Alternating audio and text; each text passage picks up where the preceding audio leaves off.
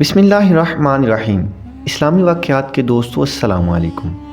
आज का जो इस्लामी वाक़या है वो हज़रत शेख सादी रहमतुल्लाहि ताला अलैहि बयान करते हैं एक सहारे के बारे में कि हमारा जो हकीकी सहारा है वो कौन है, हमें जिस पर भरोसा करना चाहिए वो कौन है, हमें जिससे मदद मांगनी चाहिए वो कौन है।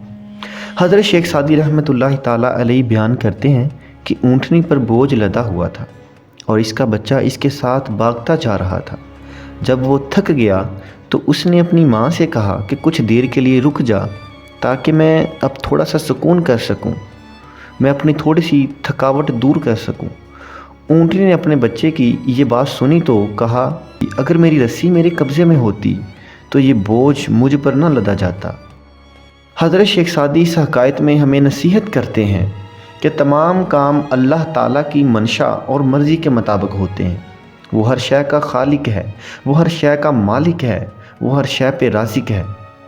बस हमें कुदरत के कामों में दखल अंदाज़ी की बजाय इन पर सरे तस्लीम खम करना चाहिए। अल्लाह पाक की ज़ात के सिवा कोई दूसरा सहारा नहीं, बस इसी सहारे के सिवा किसी दूसरे सहारे की तलाश करना वो बहुत बड़ी जहालत है। अपने तमाम कामों में अल्लाह ताला को मददगार ठहराइए, अल्लाह ताला पे भरोसा रखिए। इंशाअल्लाह जब आप अल्लाह ताला पे भरोसा रख के कोई भी काम करेंगे, इंशाअल्लाह बहुत जल्द आप अपनी मंजिल तक पहुंच जाएंगे, आप बहुत जल्द कामयाब हो जाएंगे।